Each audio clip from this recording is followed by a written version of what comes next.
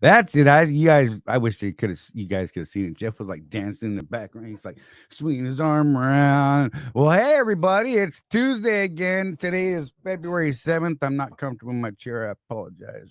Got to situate myself.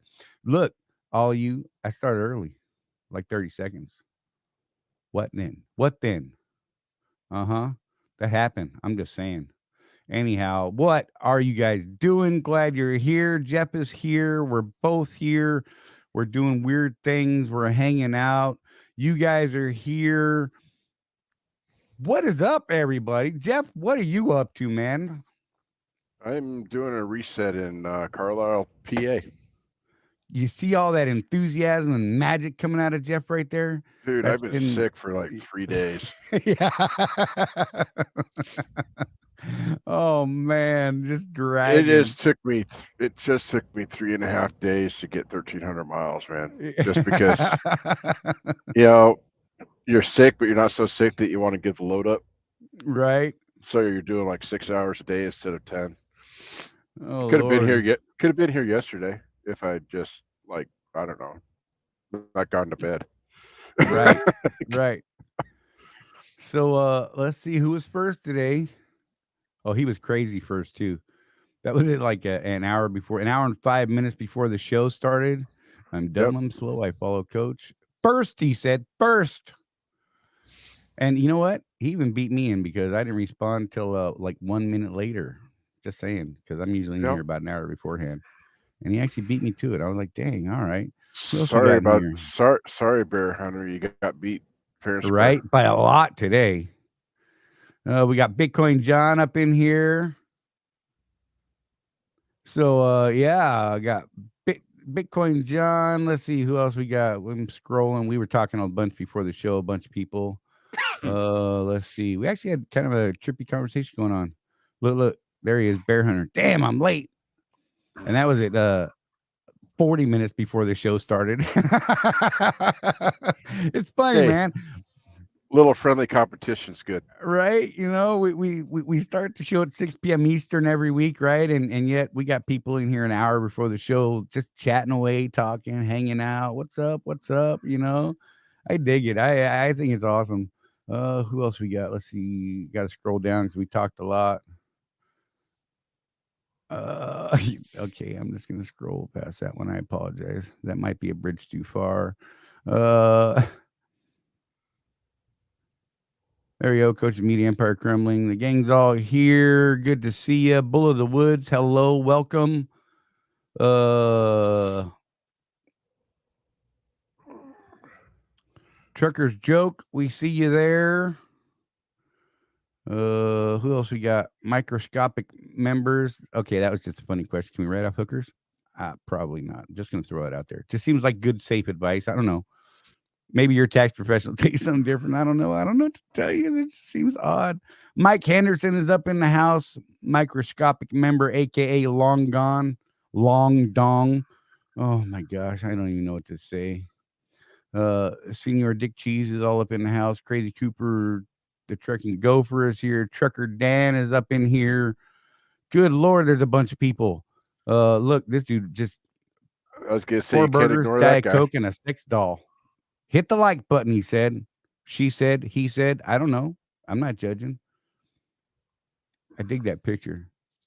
Is it Yeah. weird that I was afraid I was going to look like that and that's why I started eating keto? No, it's not weird. I didn't want a bra. And I felt like if my boobs were like that, I had to wear a bra. And then I'd spend like a bunch of money on weird bra. Okay, we're going down a weird lane again. I apologize. Matt Nissen is up in here. Uh Matt Nissen killed Punxsutawney Phil's cousin this week. Ran over him. Just saying, didn't make it to the other side. He That said, little that "Whatever." little rodent needs a freaking Right? wake up call. 6 more weeks of winter extra nonsense. Dennis Lewis, what's going on? Craig Hutchinson, I see you, sir. James Vaughn, there you are. Jonah Green, uh, Andrew Bagwandine. I always want to throw in an A, man. I always want to throw in an A between Juan and Dean. I don't know why. My brain is broken. David Jones, what's going on? Josh McLean, hello, hello. Good Lord, there's a bunch of people. I'm trying to catch up, y'all. Michael Ford in the house. Jason Cap. What did Mike say? Sitting at the house for a couple weeks. Good for you, Mike. I'm glad, man. What's the point of working if you don't get to take some time off? Sometimes it's not like you wanted it to be. Sometimes it's kind of forced that way. But you know what? You're here, you're there, whatever, man. We're glad you're hanging out with us. Alan Becker. Good Lord, there's a bunch of people just chiming in today. I dig it. Sue Smith all up in this biznatch. Gabe R, what's happening?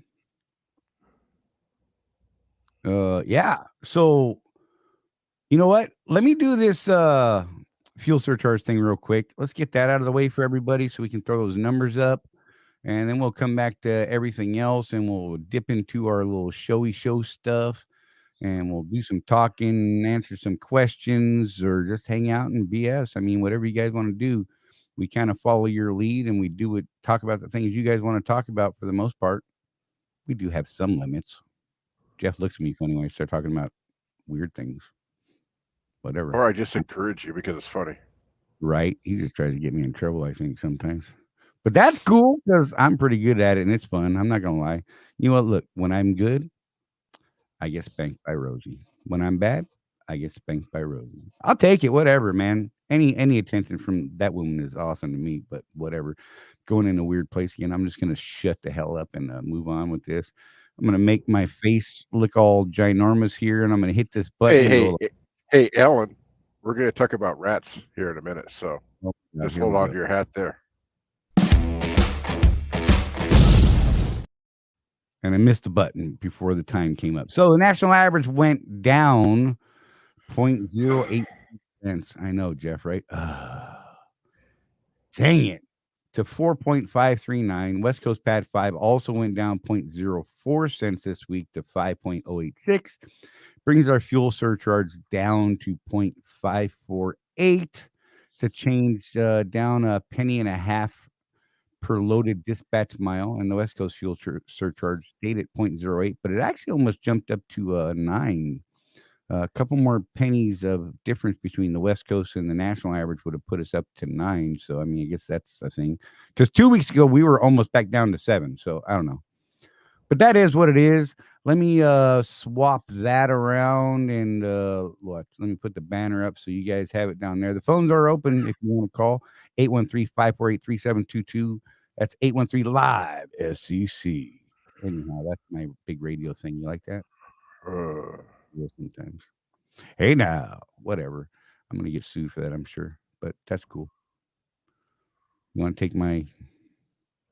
They take my clippers or my lighter. Lord knows I don't need this lighter because it does me no good most of the time. And you guys give me static and whatever. And I should get out of it. Yep.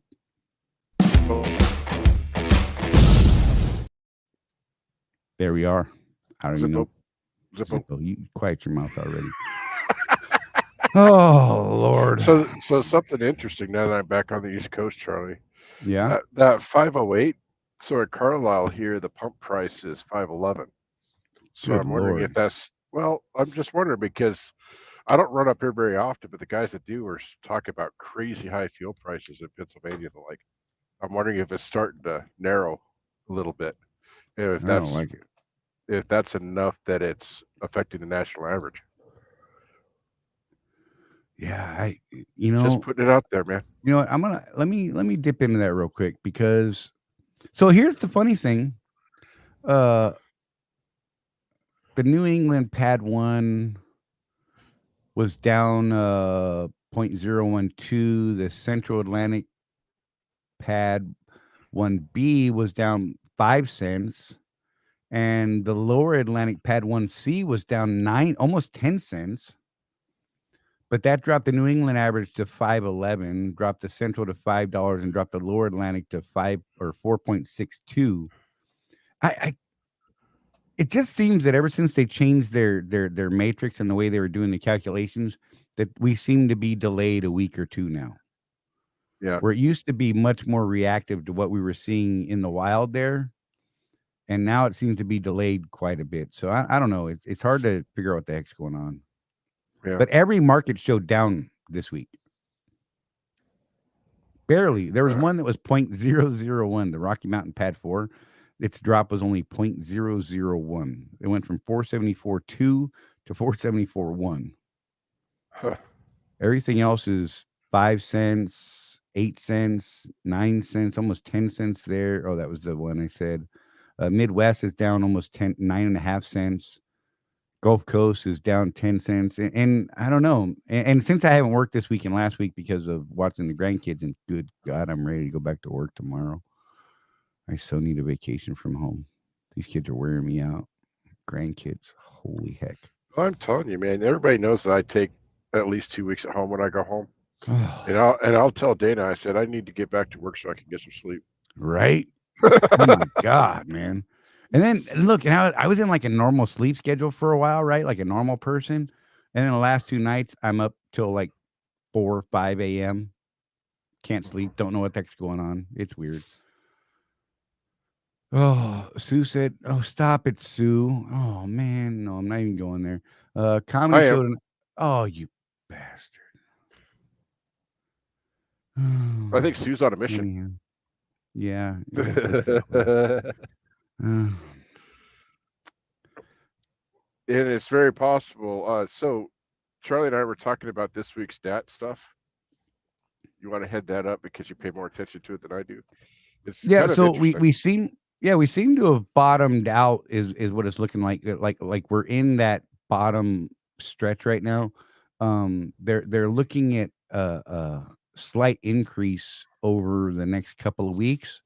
What they were saying a little bit longer term than that was mid March, uh, towards the end of March, will actually truly be the end of the bottom. Like so, we're expected to go up a little bit and then dip back down a little bit and then start the real climb. And what they're seeing, and this is on the DAT Live IQ. Um, excuse me. And what they're saying, hey, life on 18 wheels, good to see you. And what they're seeing though is that this is where we're going back into our normal cycle where we've had the long dip for 22 because that was a long, slow, just train wreck unraveling. Um, and now we're at the bottom of that down spike, and now we're going to start back up on that up spike again, but back into our normal levels, not the COVID pandemic crazy levels that we've seen in the past. So we're talking back in the 2020, 2019, 2018 levels, things like that. And depending on which market you're looking at, we're in those market ranges right now. But yeah, so the market seems to be at the bottom right now.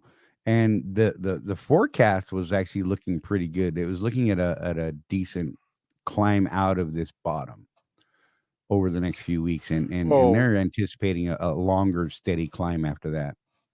there were two things that I found particularly interesting. One of them was that capacity was flat this week, Right. but loads per truck went up.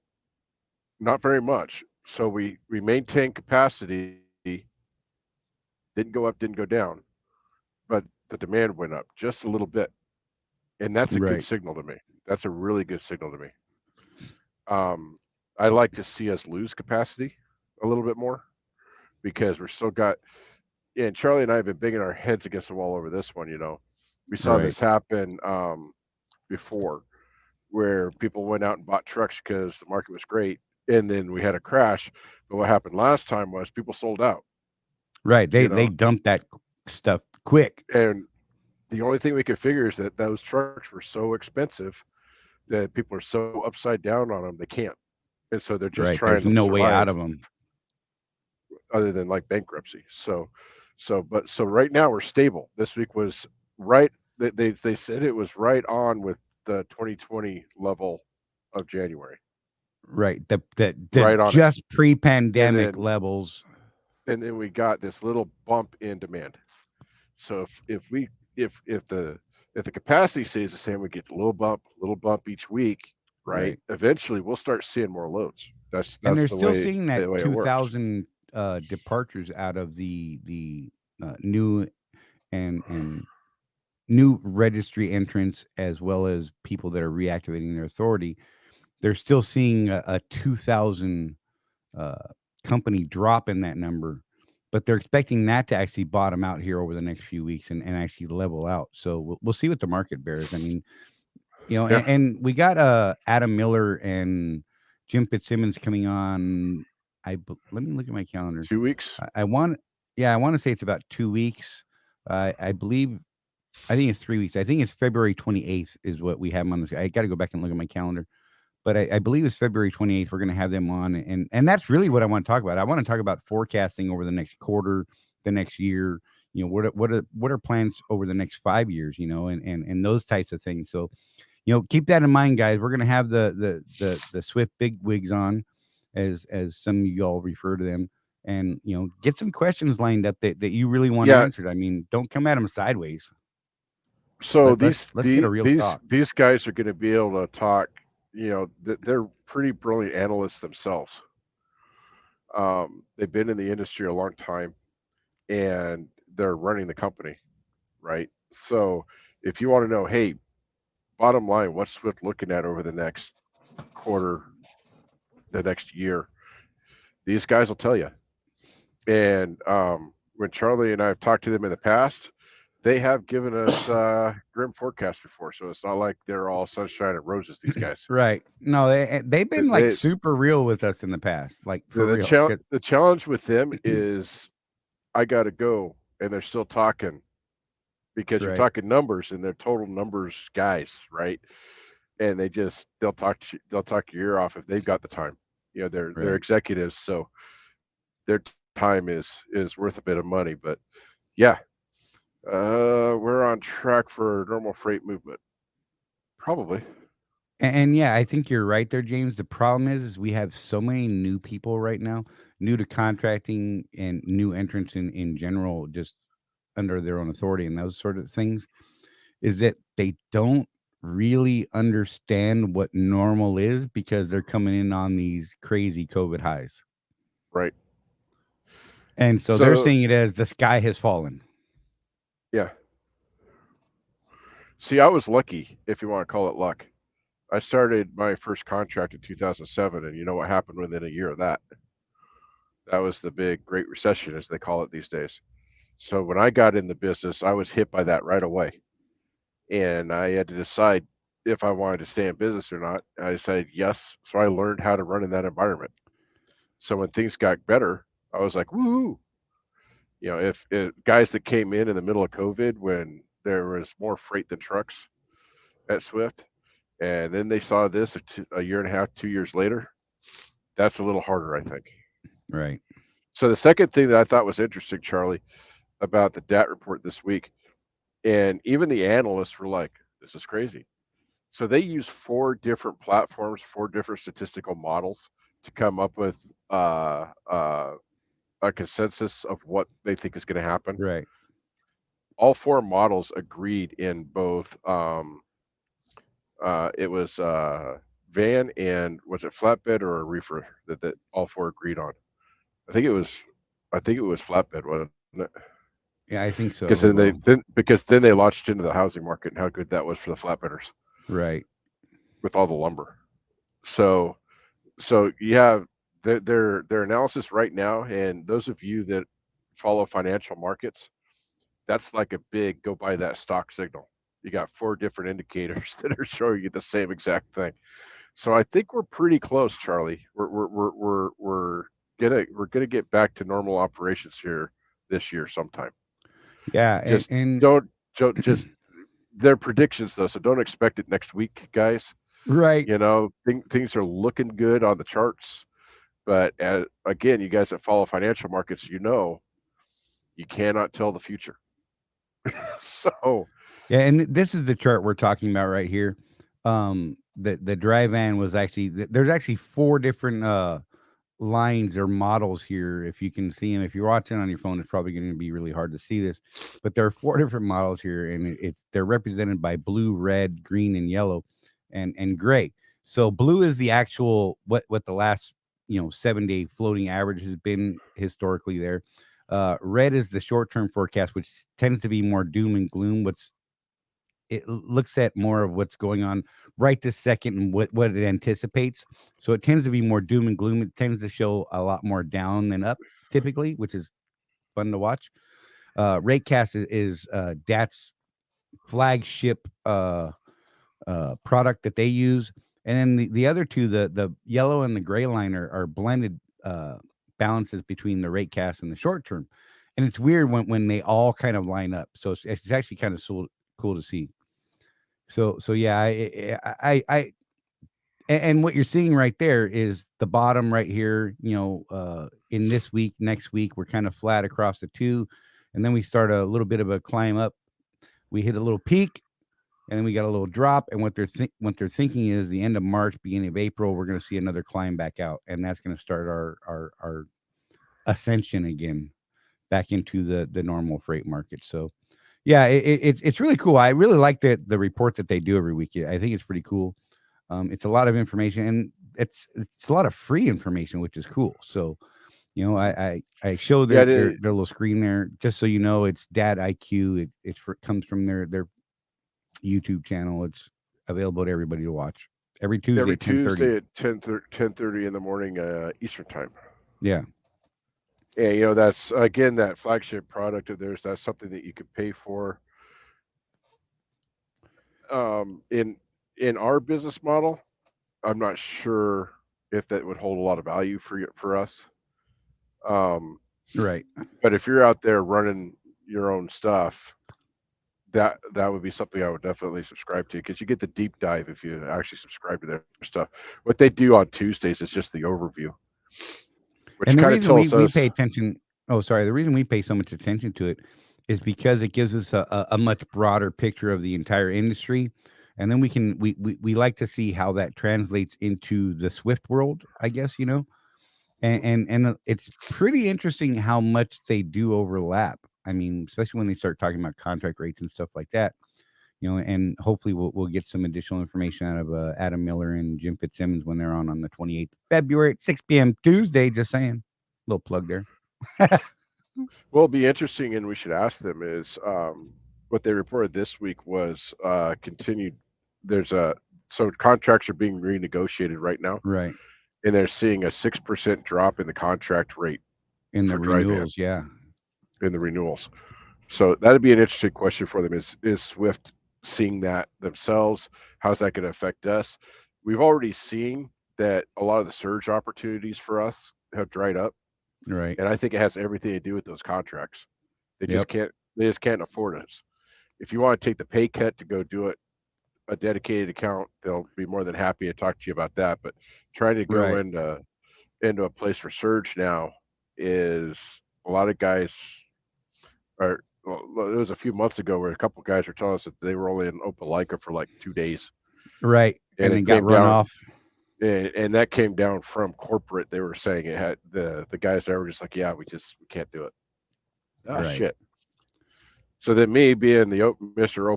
Opelika, Charley's Mr. Swift, I'm Mr. Opelika. Right. Guys went over there because I said, yeah, they're great, and then they get kicked out, and I'm the jerk.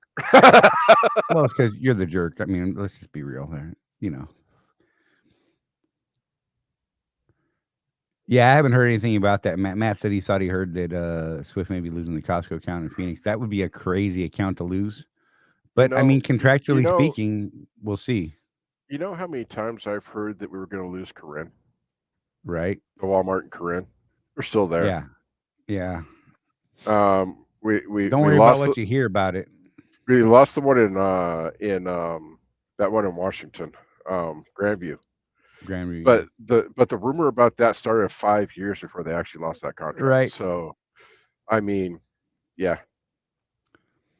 But the upside to that, James said, 6% rate drop, not good. The upside to that is Swift and Knight Swift Holdings, in a video they did recently with Mother Trucker. By the way, if you haven't seen that video, look, I'm not out to plug other people, but it was actually a pretty good interview. There was like a 2-hour interview. You can watch it on the Swift Facebook page or the Mother Trucker stuff. And they had a pretty frank conversation about a lot of things. But one of the things they said is, look, one of the things we are never looking to do is to drop our contractors or drivers' pay packages. If we have to eat a little bit to maintain what we got, then we'll eat a little bit to maintain what we got, which goes into something somebody said earlier. I can't remember where it was, but someone said, they've been really getting more tight on hiring people. Well, it's not necessarily that they're getting tight. They're holding, they're trying to maintain the levels of the fleet that we have now, so that when the market does rebound and start climbing, that we have the capacity to cover that, which is what makes freight so tight and hard for us to get a hold of now, because they need to keep all of us here and try and spread it around, kind of spread the pain a bit, right? So that we're all kind of feeling it, not just one or two guys just going out and utterly failing. So, yeah, and Well, on-time service is a huge thing. It's we're in survival mode right now, guys. I mean, Swift's no different. I mean, they're a multi-billion-dollar company, but they're trying to maintain the fleet size so that they can handle the capacity when it comes back. Right. Because what they don't want to do is these guys calling, okay, Swift, we've got freight again. They're like, well, we don't have drivers anymore. Right. And look, how So many times a week do we see? Why do I see so many Swift triggers being pulled by outside trucks? Well, one, that's outside night Swift holding stuff, the brokerage firm doing that, most of that. And two, if we don't have capacity, what are they going to do? They're gonna book the they're freight, going to farm it out. and they're just going to farm it out to whoever they can, and take a smaller cut of it just to keep the business. So, hey, Otis, good to see you. Glad you're joining us. I appreciate you. Thank you so much for being here.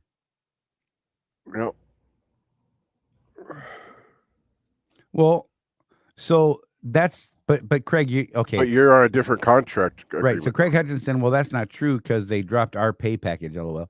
But what Craig Hutchinson is referring to is he's on a Northeast percentage program. And what they did is they renegotiated that rate. And that's because, like we were saying all along before that, I'm sure you can remember that eventually those spot market rates are going to start dropping. And so, yeah, I mean, the margins on that were dropping. I mean, I don't know what you guys are doing right now, Craig. I mean, I don't know how those margins are working, honestly. They're at like 55% is their pay package right now. But I mean, on the profit margin side for Swift versus costs and all that. Yeah, and they dropped from 65% down to 55% on the Northeast percentage program that they have, and there's a handful of drivers that run that. But as a whole, Swift and Knight both, they're pretty dead set on not dropping driver pay, whether it be company guys or contractors. So I mean, look, I hope they can stick to that. I mean, Jeff and I went through a time where we actually lost a penny a mile back.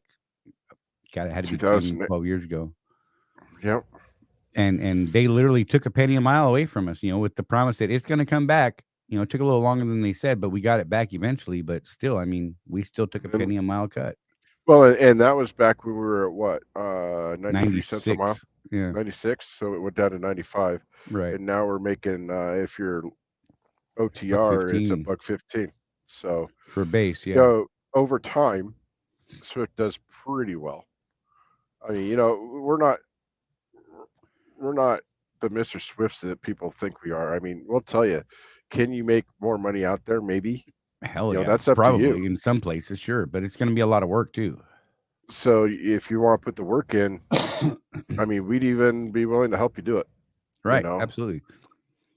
But we've actually worked with a bunch of people that have gone and got their own authority and done well for a time, and and then they drop off the face of the earth and they have mysterious fires. And we have one person that we knew. What was her name? Sylvia. Holy crap. She's like my hero. I know, she's slaying it. She started off at Swift and went and got a contract at FedEx. And I asked her one time because she was buying brand new trucks, just buying them. Western Stars at that. Yeah, I'm like, why are you buying those trucks? And she's just like, because I can. Right, paying cash for them. Okay. Yeah, last I heard, she was up like I don't know, 15, 20 trucks or something like that. She started out running a dedicated FedEx account at Swift, her and her husband.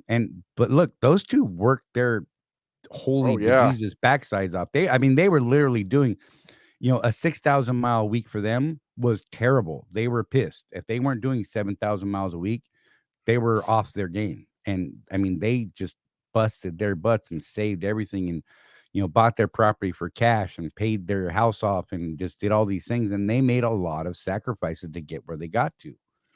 And that's something that a lot of people aren't willing to do. I mean, let's be real, Yeah.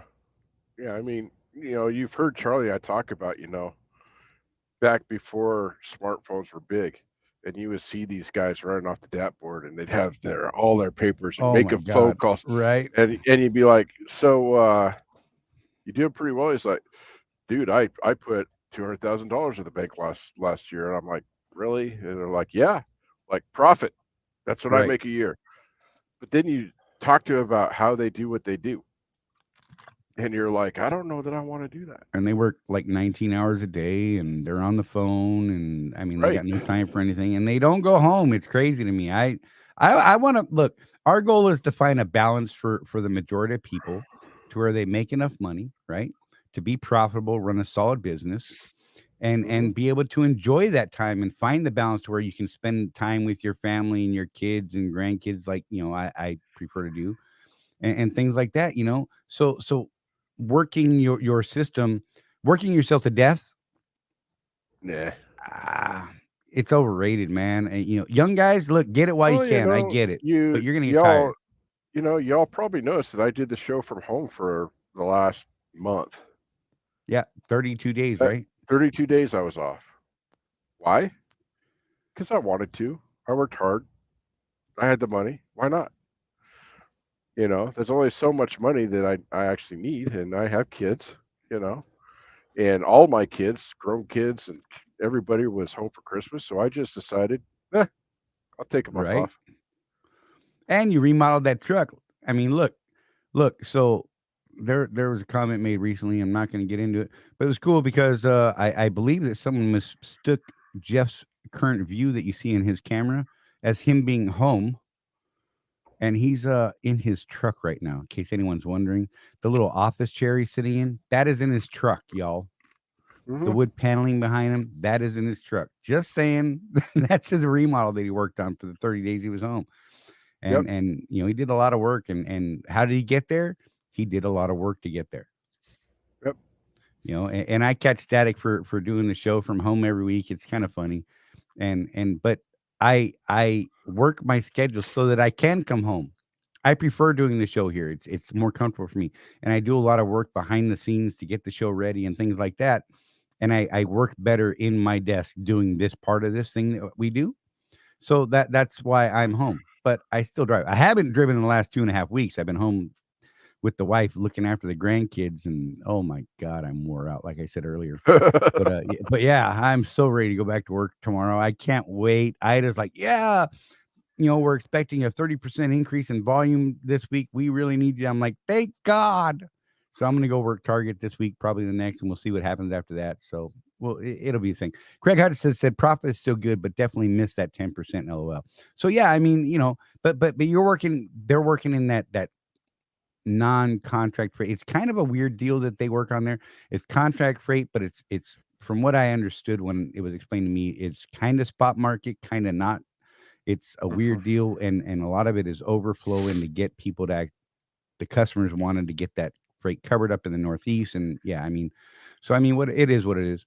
Sean, I appreciate Oh, you. Oh, I was gonna say he followed up with this.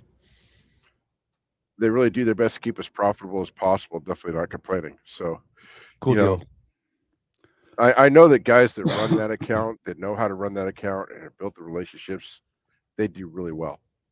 And we've got a They, couple in the past that just didn't yeah, do for whatever well. reason. And Personalities, I don't know, different things. we had someone on the group this last week bring up, hey, this net 15 because they're on a net 15, Right.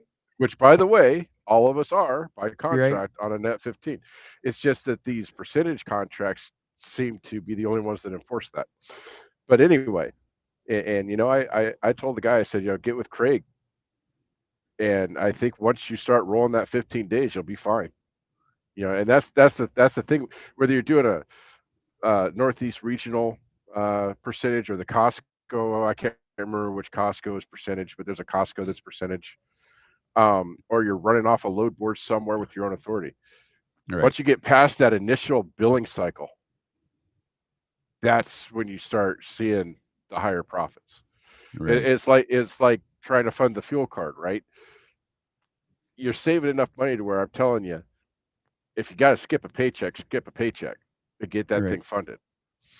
Yeah, I'm not saying put your house in jeopardy or anything like that, but it's the same thing. Once you start rolling these things, whether it's the billing cycle, if you're on a percentage thing, or you're running your own freight, or if you're trying to fund a fuel card or whatever, once you get past that and you start cash flow and stuff, that's when you really see the benefit.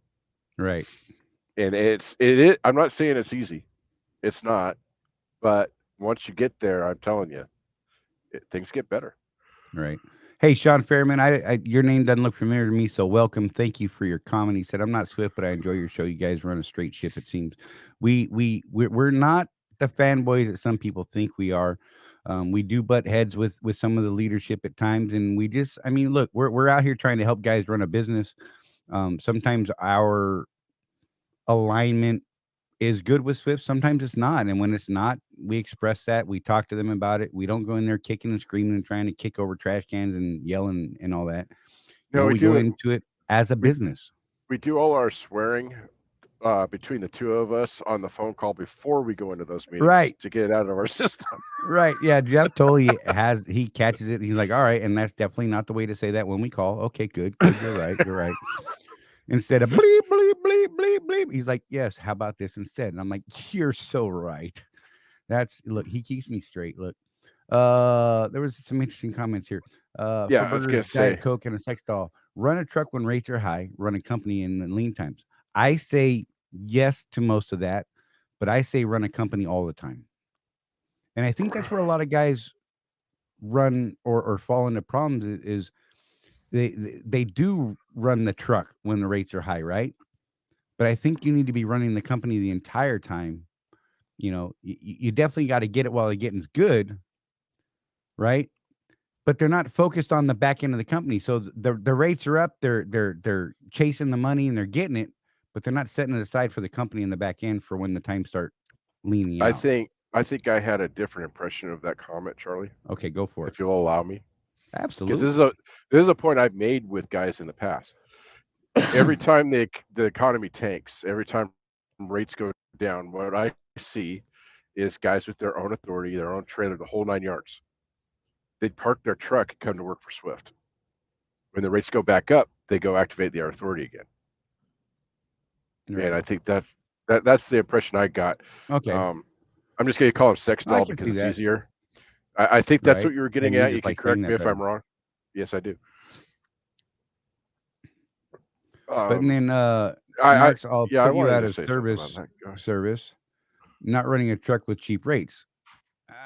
Wait, let me go all the way through this just to make sure I didn't miss anything. Can you do a 6 month lease at Swift? I don't think so. I haven't seen a 6 month lease in years. Um, and can you lease a truck when rates go back up and hand it back in when rates tank? I mean, you could. It's not a walkaway lease. Listen, there's a lot of misconception about Swift's lease. Um, some people call it a walkaway lease. The fact of the matter is the wording in the lease says that you are on the hook for those lease payments and all the truck responsibilities itself until they release that truck.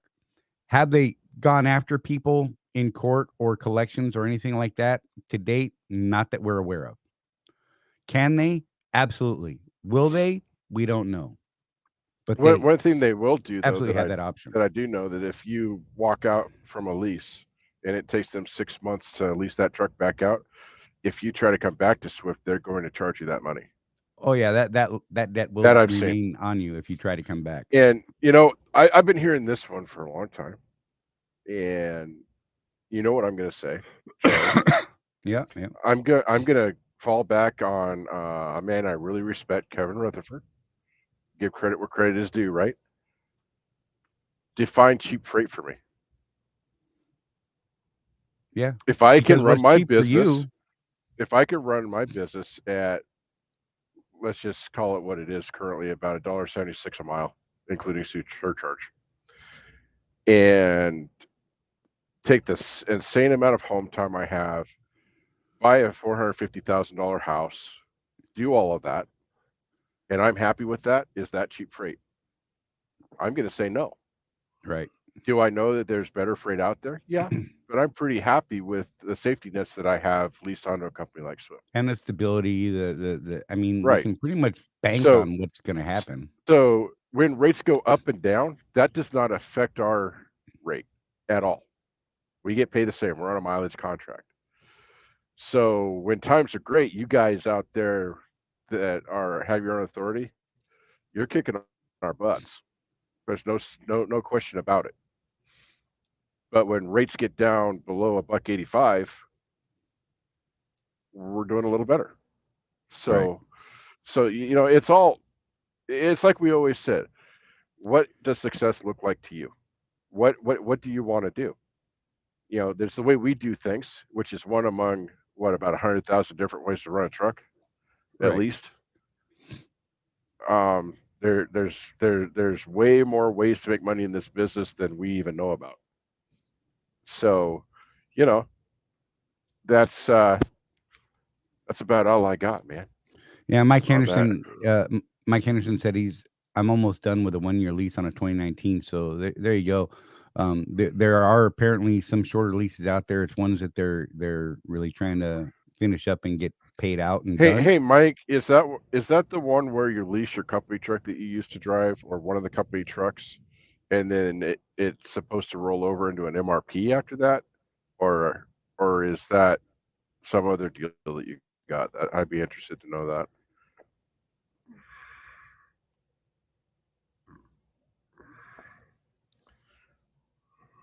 He said no.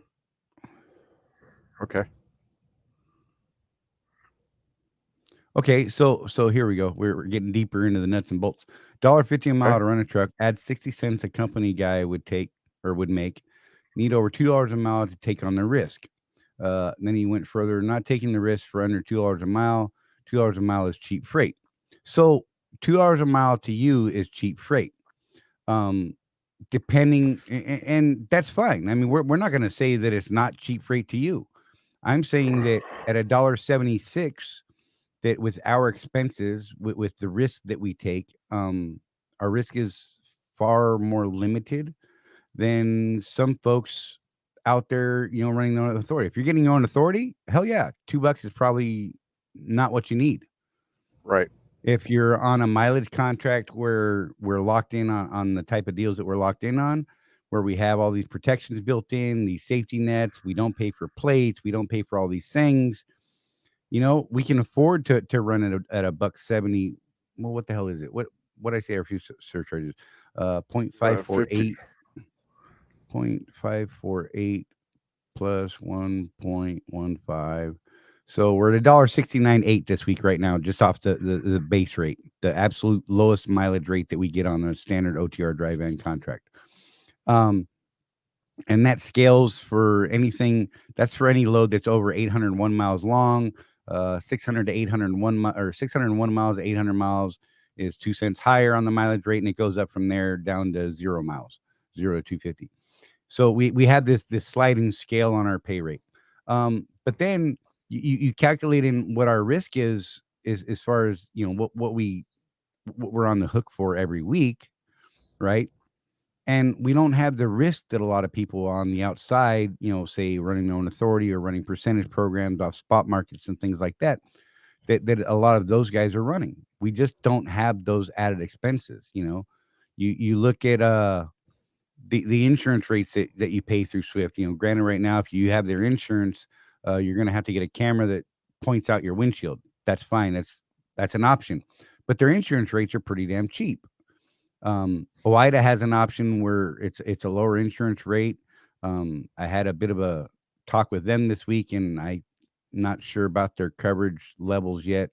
And there seems to be something weird going on there. True North is a little more insurance cost, but then they won't take anyone less than 2 years driving experience, things like that. The insurance deal that we're working out with another company right now, we were hoping to have all that info solid today, and we had some monkey wrenches thrown at us this week over the weekend. The lawyers are looking at it on Friday. In fact, at Friday night at 10 p.m., lawyers were still looking over our stuff. It was kind of crazy to have these guys doing what they're doing. They are really trying to work hard to get us this deal made. But we are hoping that in the very near next few days, we'll have something and we'll be able to come to you guys with something like that. But, So, our goal is to keep that separation and better protection. so the other thing I point out too, you know, okay, $2. So what do you take home out of that? Right. Granted, I don't have a truck payment anymore, so things are a little less expensive for me. But Right. my profit each week is over $1 a mile. What do you actually take home? Right. Is it less than $1 a mile? Is it more than $1 a mile? Because we got to get to the bottom line to see if it's going to really meet your goals or not. And me with a crazy high lease payment right now, my just the truck payment alone is $670 a week for a brand new 23 Freightliner. I got it with like 18 miles on it, right? And with the insurance and everything, my insurance went up from like $30 a week to $137 a week, right? But that's still pretty cheap insurance, from what I've seen out in the wild and the open markets and things like that. So you factor that in, and so even with this crazy high truck payment, I'm getting by the time I'm done with my lease and I pay off the balloon, I've got a $150,000 asset in my hand, right? And my risk to reward really wasn't that high. Am I paying more for the truck than maybe I could in other avenues? Absolutely. But the cost of entry was much lower than in a lot of other avenues. I mean, look, I didn't even have to put a down payment down. They're not offering down payments right now, but they are going to be implementing down payments very soon, from what I hear. I mean, it's just there's a lot of things. No, and look, that's fair. I mean, it's not for everybody. Narc, I'll put you out of service. He said made 90,000 last year. Company would need to get 200,000 to assume risk of truck ownership, and that's a fair statement. Look, we're not trying to That's sell you a fair. truck. Don't. I mean, look, that's legit. That's your limit. That's your threshold, and we've all got a threshold. Year over Well, you year. got Look, this last year was the worst year I've ever had, and it was because of hmm all the medical stuff I had going on. And I'm telling you, like, physically bad, financially bad, not because of poor business decisions, as some folks are trying to make things out, but because of medical problems that arose this year that took me off the road a lot, and it almost ended my trucking career this year. So I did have that. But if I look historically at my year over year that I've been doing this, I average well over 100 a year. And yes, could you do more as a company guy? At some companies, yes. Can everybody make 90 last year as a company guy? No. right. I don't believe the average guy is making 90 a year as a company driver. Then And I'll for my I'll put 100, I my have an asset. I'll put my plug in there too. That being in business, it sounds really counterintuitive, but being in business is not necessarily about the money itself. Right. Especially when I had a truck payment and all that stuff, I was looking at it and like, gosh, I could, with the years I have accident free, double diamond status is what I would be, all the bonuses, I could make more money as a company driver. Oh yeah, as That a was mentor that and a was company driver, I that could have that that easily was done 150, 200 a year. I mean, that was seriously. tr- that was true for a number of years. But for me, as long as my bills are paid and I'm making progress on all of the financial stuff, I just like being in business. I I mean, that's a thing for me. It's not for everybody though, unless you have that drive to play the game and just Right. I kind of get off. Charley sees me doing this. I'll be like looking through my profit and loss statements. I'll be like, dude, Right. I made $5 more this month than this month last year. And I Right. totally get off on that. You know, I mean, Oh, and it's cool. I mean, we love seeing the year over years. Look, I have nowhere to go but up this year over mhm. last year. Like, this year's going to be stellar no matter what I do. Like, I think I could take half the year off and do better than I did last year. But here's my point to that is, even though I had the worst year that I've ever had on record, and like I said, it wasn't because of of business decisions. It was due to medical reasons, yo. I just want to make that clear. Look, The I dude had almost the dude had neck surgery. look, you can go back and see the show the day that I had neck surgery done. Oh I yeah, mean, that was I did fun. a show that day. That I'm was our dedicated to this anniversary show. Contractors Corner thing, just so you all know. I am absolutely dedicated. Yeah, that was our 1 year. That was our 1 year show, and there was no way I was missing it. I told the doctors, they're like, "Dude, you're not gonna be able to go sit in front of a computer and do a show." They're like, "You're crazy." I'm like, "Ha, watch me!" And I did it high as hell, looking like Batman. It was funny as well. Okay, it was a little embarrassing to me, but whatever. But but I made it through that, and guess what? I'm still here. I'm still in business. And the things that we tell you guys aren't diminished by me having a bad year. I'm still here and I'm still in business. You know, So we're yeah, still guiding you through the pitfalls. so this what you're saying is completely valid. Absolutely. But that's one of the things we preach is what's your why for being in business. If Right. it's the money and you're not making the money at Swift that you need to meet that goal, dude, there's other options. We'll even Absolutely. help you And find power them. to you. Yeah. You know, And when you do find them, hell, let us know. someone We'll spread it around too.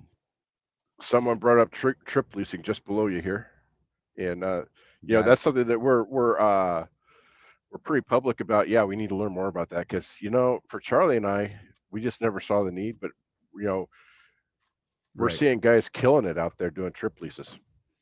Yeah, we've got a quite a cluster of people that are actually all running on the same trip lease right now, running this triangle that they're doing, and they are absolutely slaying it.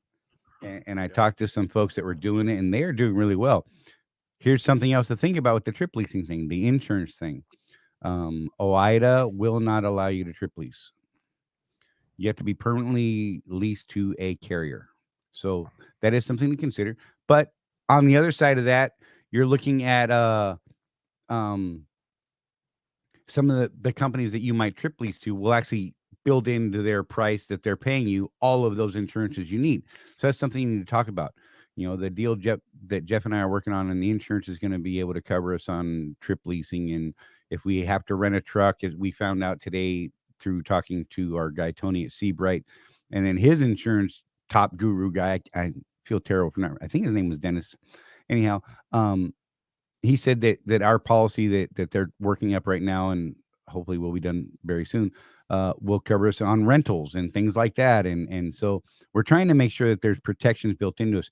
You guys need to understand with insurance, right now, if I totaled my truck today, and let's say I had OIDA insurance, I'd actually be okay, because when they ran this experiment on my truck today, and they went on truckpaper.com and they said, okay, what's your cash market value of your truck today? So my stipulated loss value as of right now, according to my contract that I'm looking at right here, I got my contract, shows me what I owe on that truck every week for the entire term of the contract. So this is 2/7. The closest date I have is 2/4 or 2/11. So as of 2/4, I owe $193,000 on this truck, right? If I total the truck today and I had OIDA insurance, the market right now would bear like similar trucks to mine that were used, 23 Freightliners, averaged between 195 and 205, because the market is still crazy high. So I would be covered minus depreciation and things like that. Whatever, they decide to pay me, I'm still on the hook for that 192. So that's going to come out of my pocket. Hopefully it comes in high. One of the things we're working on, but should the market fall, should that used truck market fall like it has in the past, because we are still at historical highs, should it fall like it's going to in the near future or sometime in the not too far off, will your cash market value cover the stipulated loss value, the amount of money that you are contractually bound to pay should you lose your truck? And one of the things I was told today by OIDA was nope, because they won't offer a gap coverage to a lease truck, and they're only going to pay you what truckpaper.com said your truck is worth, right? So that's part of our hang up with the insurance plan that Jeff and I have been working on, is we're trying to make sure we have all these protections built in while keeping the cost at a reasonable level, either comparable and hopefully maybe even under Swift's current rate. So that's something we're working on. That's what's taking so long. And then, the rental truck question popped up this week from Brett Stewart, and where he's like, hey, what about this part? Did you guys get this worked in your deal? I'm like, have you? And, neither side had an answer. So I got an answer today. We're good. If I need to put my truck in the shop for whatever reason, I go rent an IEL truck to get on down the road, I'll be covered. And if I want to go trip lease, my insurance will be covered. I just got to let them know the DOT number for the person I'm going to go lease to.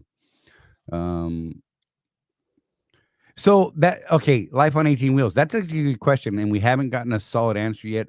All we have so far, Life on 18 Wheels said, what they say about the MRP and trip leasing. So all we've gotten to so far at this point, honestly, is what the contract says, right? And the MRP contract has that weird stipulation in there where your MRP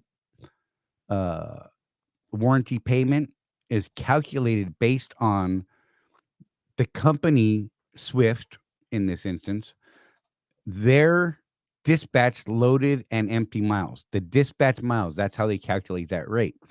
And I think they could argue that if you are trip leasing, they can't calculate that rate. Now, could they pull it off of the ECM? Sure.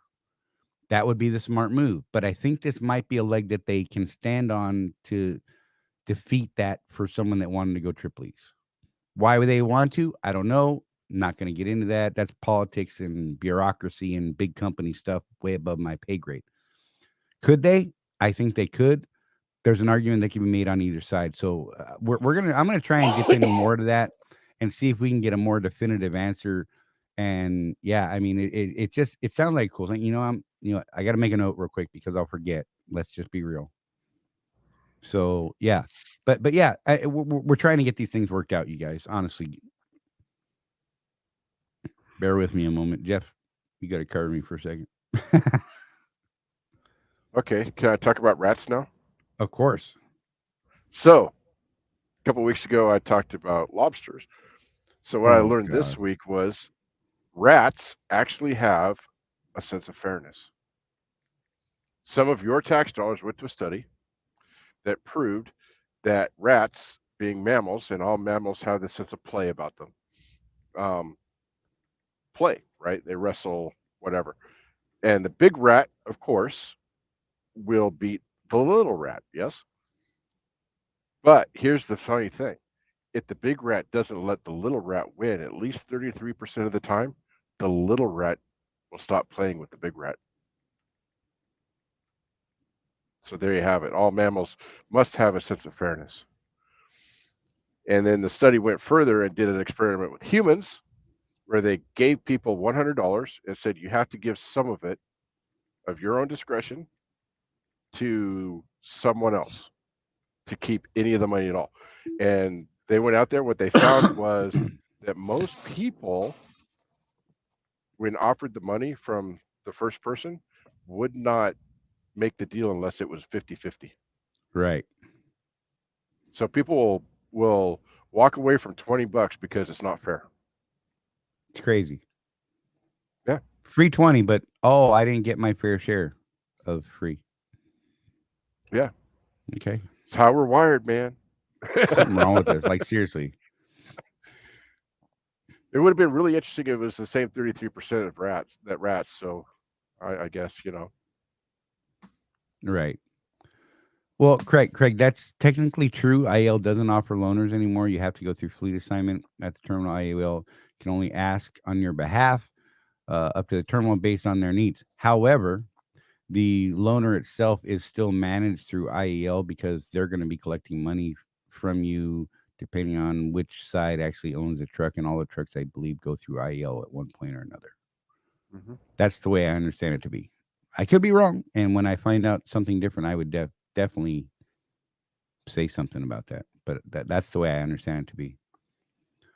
James, that could be a hard no on the MRP. It could be, but it might not be. I have sent a very pointed and direct question to Brett Stewart.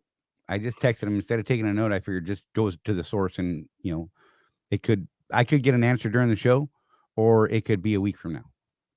And when I get an answer, then we'll talk more about it. Then,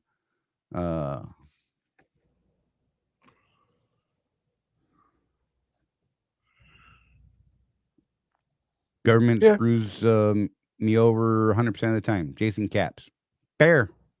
I ain't gonna argue. Nope. The less the government's involved in anything I do, the better off I am. Everybody, you hear guys week after week. Oh, we need the government to come in and do this and do that and make these guys pay a better rate on rates. And no, we don't. I apologize. I don't apologize. No, keep them out of all of our business. The more they're in our business, the worse it gets, and the more we pay somehow. Mark Dice offering people ounces of gold and silver or a chocolate bar. 90% took the chocolate. Yep. Instant gratification. Right? Yep. That's the society we're in. I'm not sure what Craig is referring to down there. He's talking about the IEL and the loaner thing. I'll look more into it, Craig, and see what we can find out. It'd be interesting to see. I'll reach out to them directly and find out what's actually going on, where that payment is going to, and things like that.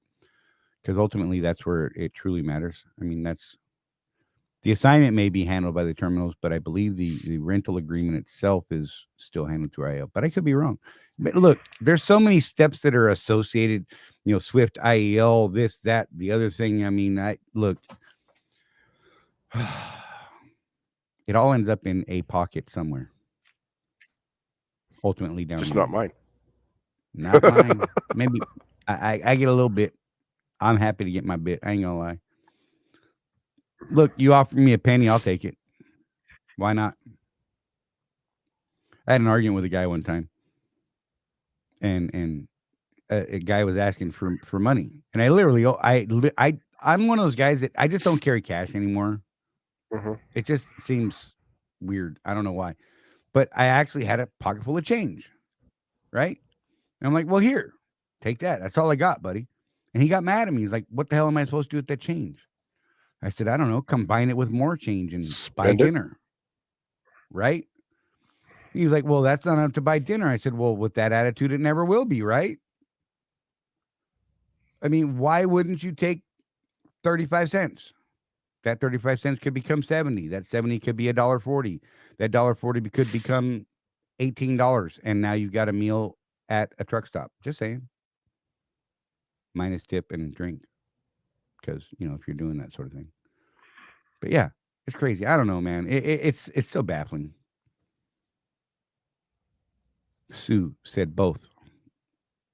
I think we're both right, Craig. I'll go with that. Or we're both wrong. Or that seems very equitable. I like it. Sue's just like both. That's just a good answer to anything. Yeah. So by all means, you guys, if you got questions, throw them up. Don't let whatever topic we're on currently be discouraging. If you want to talk about something else, by all means, throw it up there and we will get to it. So Sue said, Rapid IEL will send out the contract for the rental, but your terminal can help locate a tractor. So there you go. I don't know. So are you saying that there's? So Sue, are you saying that there is synergy involved? Synergy. One of those keywords. those hype words. James Bond, people are ungrateful. Abso-freaking-lutely, sir. No truer words have been spoken. And it's crazy because especially teenagers. I've got 2 of them at one time at the house right now. You give them a free trophy and they're still pissed off. Whatever. Oh, I participated and you gave me a trophy. It's not a big enough trophy for participating. You know what? My pin pan is strong, y'all. Just saying. I'm not allowed to use it. Rosie's like, put the pin pan away. Life on 18 wheels. Any update on the load board? They were having some issues with well, it crashed the other day. Yeah, that was fun. Nobody could log in. But they're not. They are adding to the wait list right now. So if you haven't contacted Jerry at Jerry_White@swifttrans.com to get on that wait list, you should probably do that. I didn't show the knife hand. I showed the pimp hand. This is knife hand. This is pimp hand. Calm yourself. Anyhow, Knife hand, pimp hand. that's right. And but yeah, so they're having some issues. Apparently, it takes like 15 minutes to add a single person. There, look at that. Rosie knows. Rosie pimpin', and but they're having issues. It's taking like 15 minutes to add a single contractor into the load board test team. Don't know why. There's some sort of coding problems that creates just huge problems. They do intend to start adding 10 per week on a regular basis, just not yet. So we are still at 30 people. They didn't want to pull away from the developers to add people this week or the next couple weeks. Instead, they wanted to keep them coding to fix other issues like getting things, is it a drop and hook? Is it a live load? Getting those things fixed so that we have a functional load board before we roll it out to more people. And once those fixes are implemented or in place, they will start adding more people. There was somewhere else I was going to go with that, and I totally lost my train. Like just boop, boop, off the rail it went. Gone. Squirrel. Yeah. It happened. And I agree, Sue. Terminals need to take more ownership of their owners. Abso-freaking-lutely. And part of our long-term plans, Charlie, we could announce some of this, is to help terminals realize that. And we're counting on Sue a little bit for some of that. So stay tuned for more of that down the road. I got a response from Brett Stewart just now. You did? Huh. You ready for this? This is going to be great. A lot of you guys are going to be happy. Ready? Trip leasing is okay so long as they abide by the requirements of trip leasing. So there you go. So I don't know how they're going to calculate your MRP. Your 7 cents or whatever. Yeah. Depending on what mileage you're at. Screw it. There you go. It's available to you guys. So what I would say, looking into it. So what I would say is, if you're one of those people that wants to do it, I would say call Becky Campbell. Right. Get the paperwork. Find your whatever Holy Grail carrier that your buddy owns or whatever that wants you to run for him, and just do it.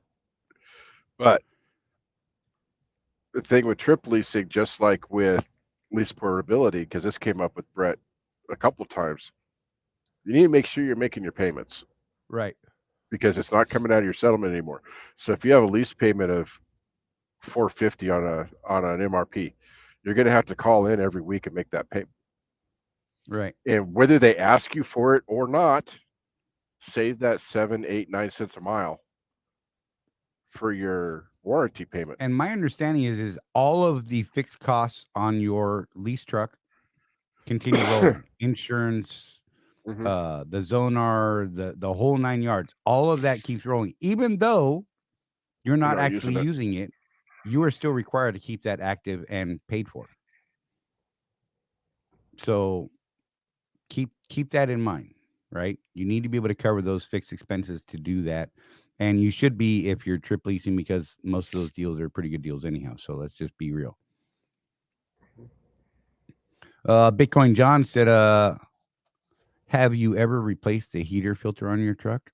And how often do you replace the heater filter? Oh, which one? He said, excuse me, dryer filter.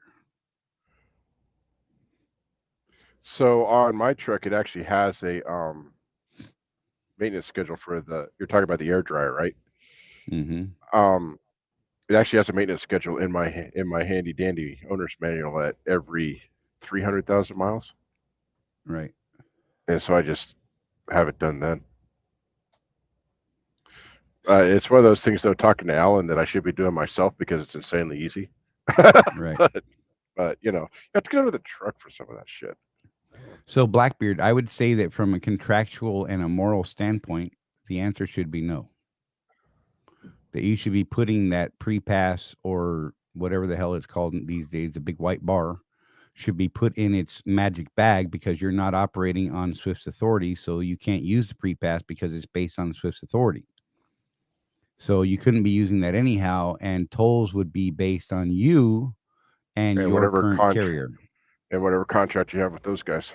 Right. So, I mean, you need to think about those things when you are making these decisions. I mean, you got to be a good business person.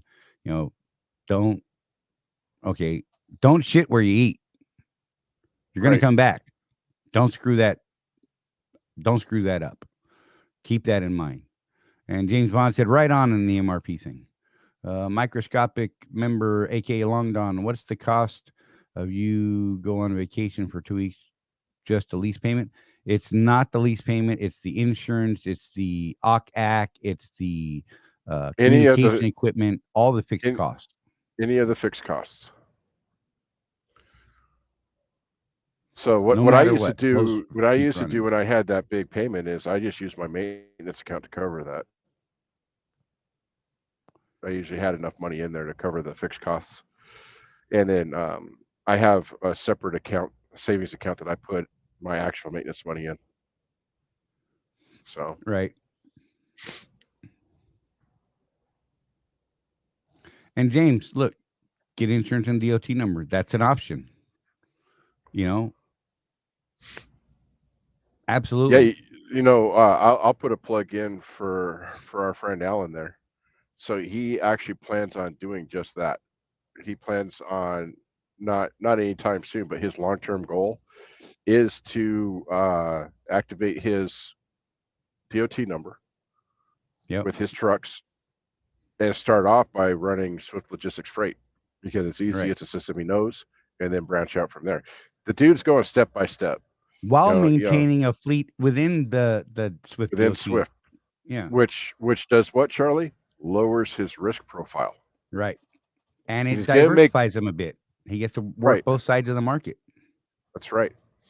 You know, he's doing everything that you know, when Charlie and I first started this, I had this idea of a program that I was going to call company to carrier, and that would be taking guys that were company drivers, getting them into the lease program at Swift, having them pay that truck off, having them get their own authority, and really just teach them how to run the business.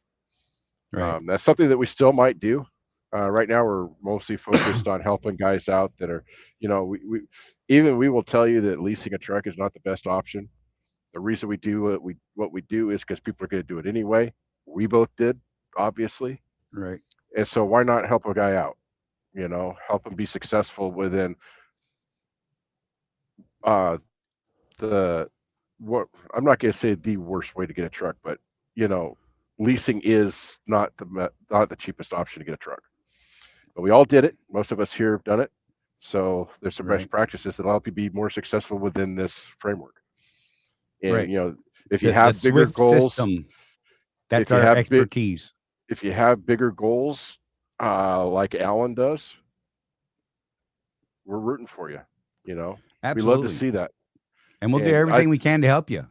And I think the way Alan's going about it is pure genius. You know, keeping a fleet methodical. At Swift. He's adding a truck every 6 months to his fleet, and he's going to have guys on the owner operator division side. He's going to have guys on the outside, and so between the two, his risk profile is going to be pretty low. Right. Craig said, I would suggest having them deactivate it just to cover your ass. He's talking about the pre-pass or whatever the hell the other thing's called. I can't remember what it's called. Elite Pass. Elite Pass. That's it. And you could do that, or you could put it in that magical anti-static bag that they shipped it with, and that will actually block the signal. Well, okay. You could put it in tinfoil though. I'm a pack rat. I keep those things. I'm just saying. But yeah. So that's an option. You know, be mindful. Don't screw your customer over while you're making money doing things for other customers, right? Microscopic said, if the truck is in the shop all week, fixed costs are still due. Yes, absolutely. Yep.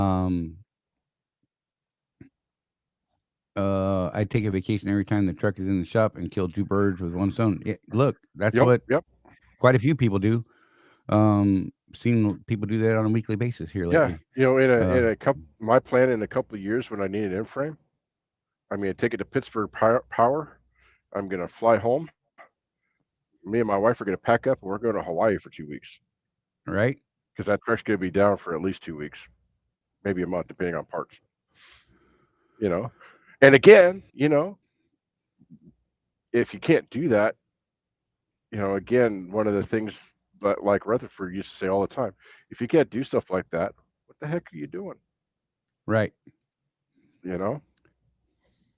But yeah, as long as you're in a lease, those requirements are still there. I mean, you've agreed to make those payments every week, week after week, whether the truck is running or not. That's part of that risk that you are assuming in becoming a business owner and trying to get Well, to and that that's why end. I did. That's why I handled it the way I did.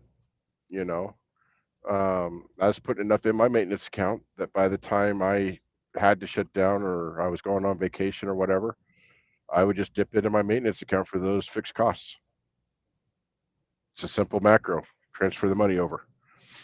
Now, if you don't have another savings plan for your maintenance, I highly recommend you don't do stuff like that. But Right. that's part of the.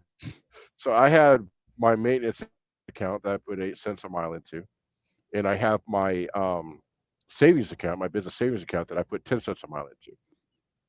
And between the two of those, I mean, I don't really worry about maintenance. I don't worry about taking time off. I just the money's there.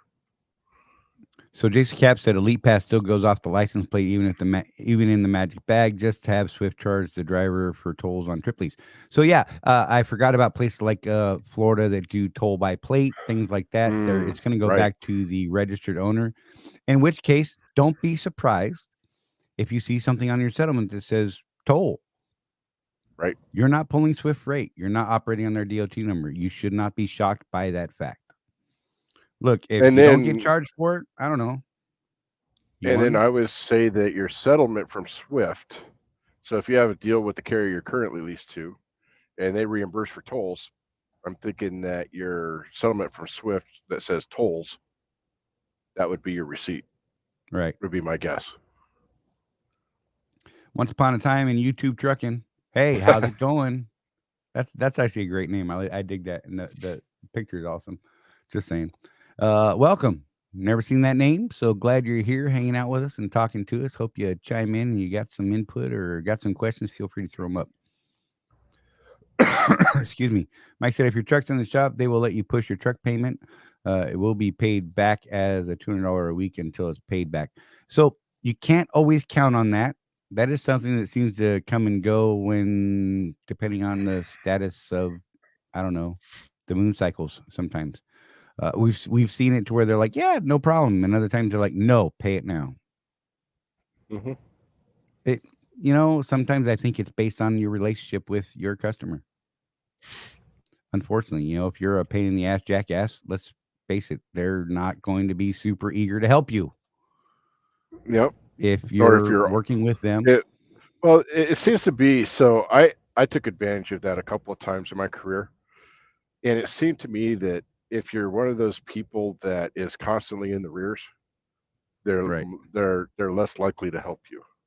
right. But if you're profitable, that means you're profitable for them, and they're more likely to help you. They want you to stick around. So Look. So I've told this story it's before, but there was that one time I had hmm I was parked in a truck stop in a Love's, woke up and looked at my wide single that was flat as hell and couldn't be plugged because it was on the outer shoulder of the damn tire. And I just come off a bad week or 2 or 3 bad weeks, right? Where I was home and just screwing off and didn't have the cash in my hand, right? Just, it happens. And I went to try and get a tire put on through the National Tire account through On Road and all that stuff. And they're like, nope, sorry, sucker.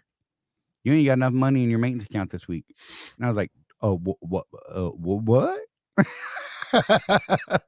So what did I have to do? I ended up having to uh buy a used wide single, and I ran that sucker for 2 weeks, and then I replaced 2 tires with real good tires. I mean, that's just what I had to do. I got a used wide single that cost me like $400, and it was fine. So this is interesting because I've never heard that happening before. I actually had it But happen early on for me. did you? Yeah, But I can see it. If you're bobtailing home, that's not Swift's expense. right. To be fair, Remember, the contract states that they will pay all tolls on approved routes, right?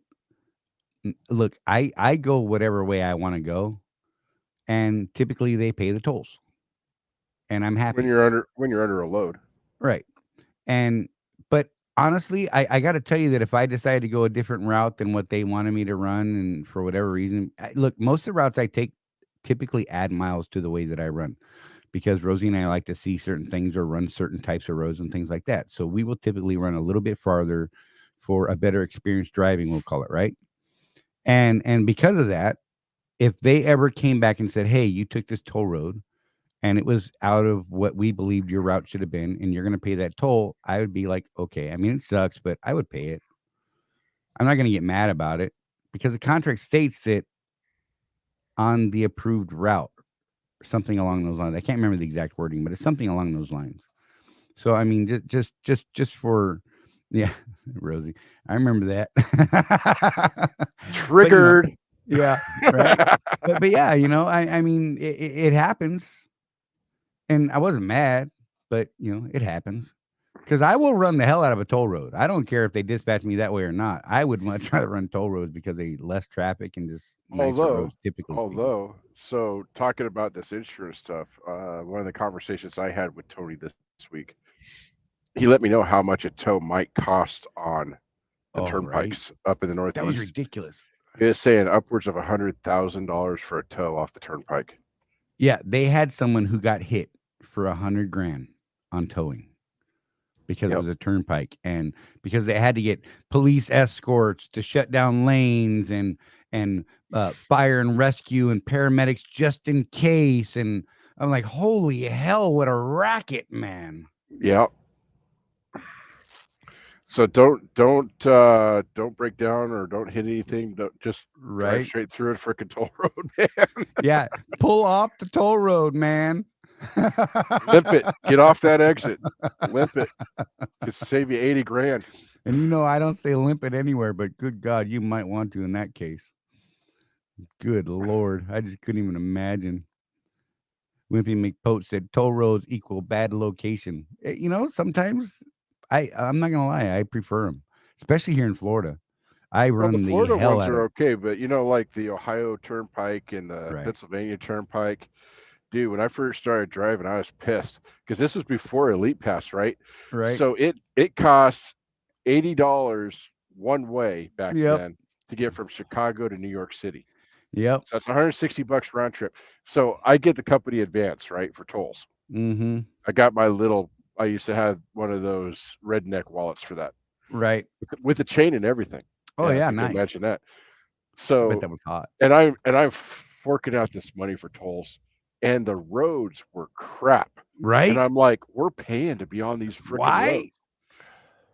Ah, Or waiting for a reimbursement. I mean, I did that a couple times where I was like, "Oh crap, I forgot to draw in advance to cover it," knowing that I was going to hit those roads, or I just wasn't paying attention. I'm like, "Oh crap," back when I carried cash and things like that, and I'm like, $160, $200 in tolls that I had to front. I'm like, I mean, they paid me back. It wasn't a big deal. I had to submit the receipts and wait for it to hit my settlement, so that was, I mean, it was okay. But like, good God, uh, how does that's a really good Andrew question. Bagwandine? How does team driving for an OO work? Does Swift choose our team, or can we? If we choose our team driver, who pays the team driver? Sir, You do. yes. That's your So employee. so here's the thing: as an owner operator, you own that business. So you have to hire someone to run team with you, and you have to pay them. That's all on you. You have to pay the OCAC. You have to pay this. You have to pay that.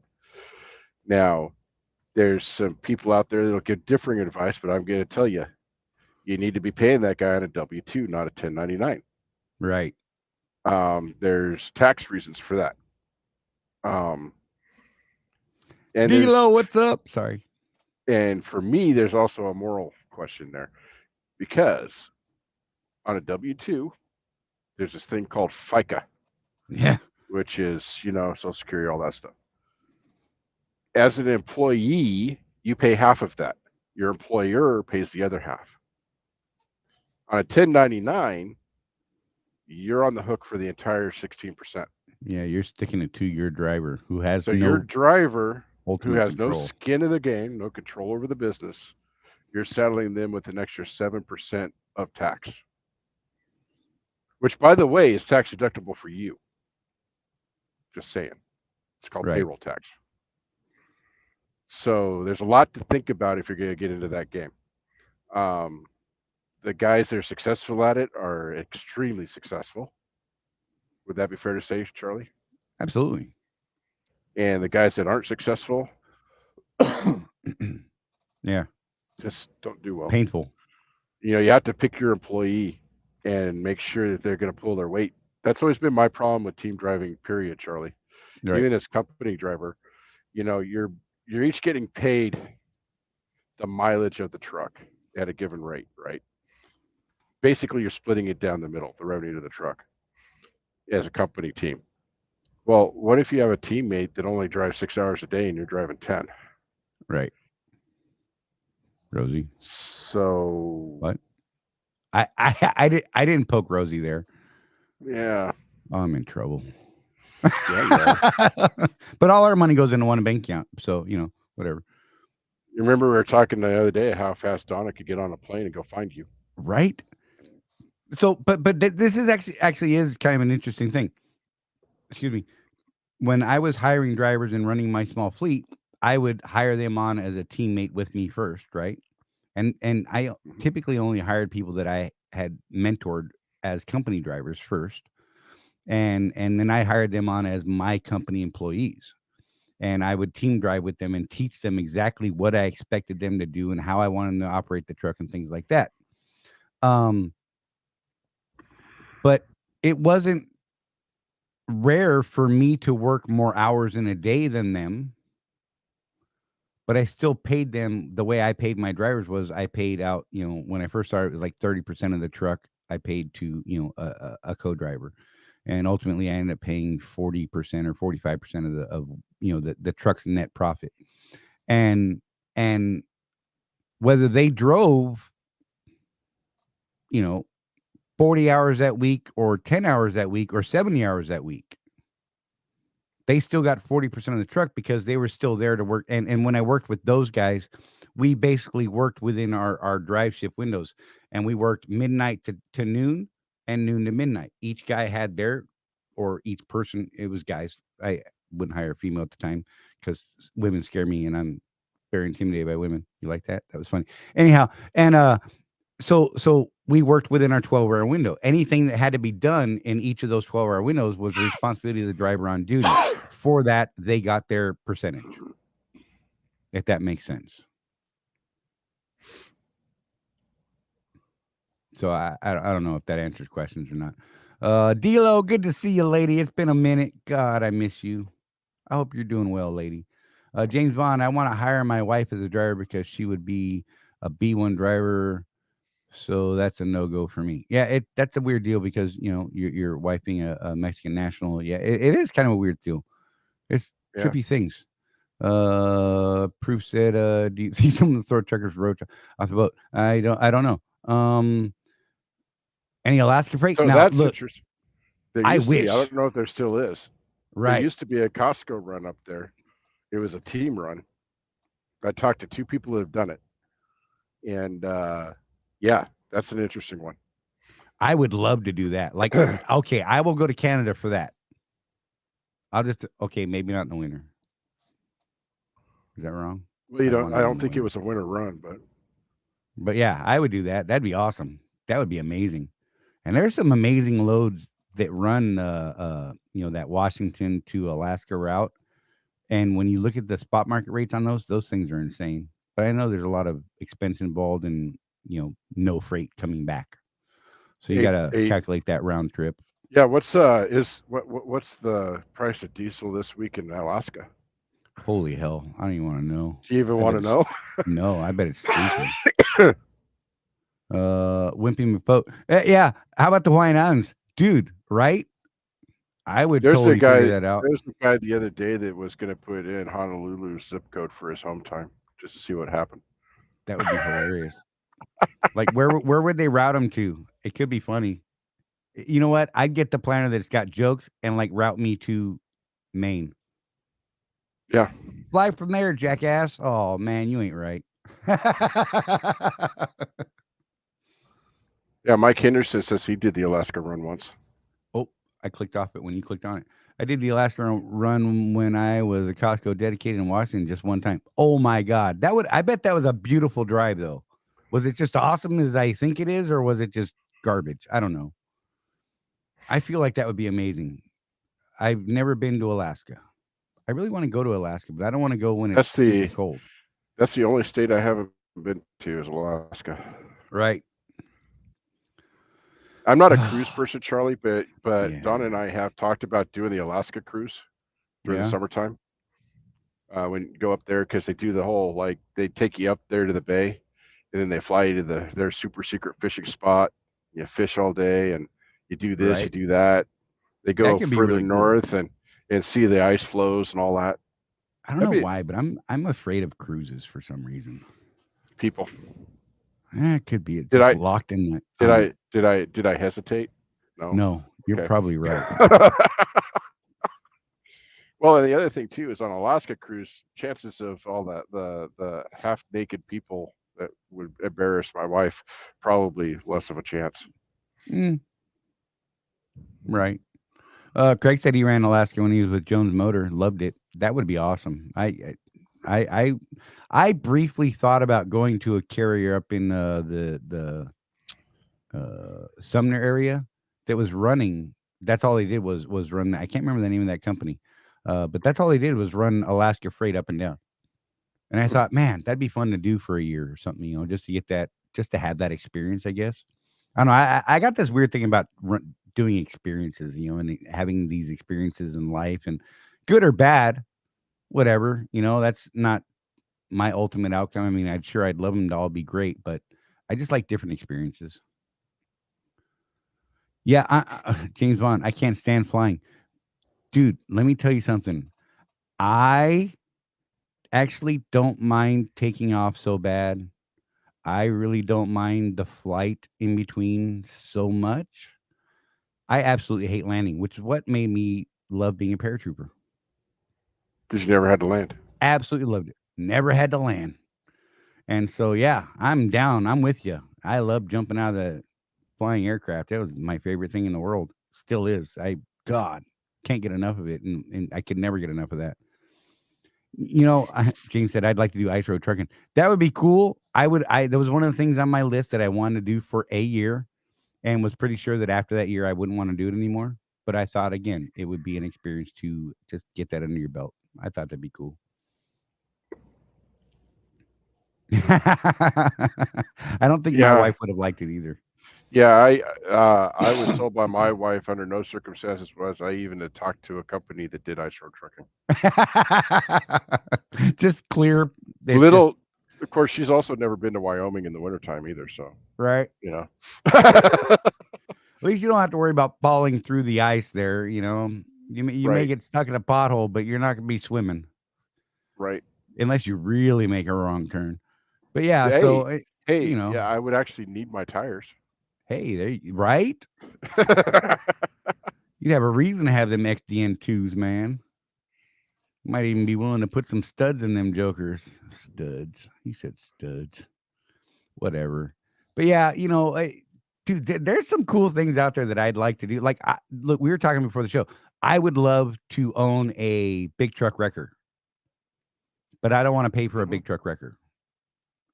But I would love that experience. I think that would be a neat thing to do. I mean, you could see some stuff that maybe you don't come back from, but I think that might be a neat experience, and getting out and helping people and doing kind of the crazy stuff that those guys do. And look, so that show that where the records are working up in Canada, whatever the hell that show is, Those guys, man, they do some craziness up there.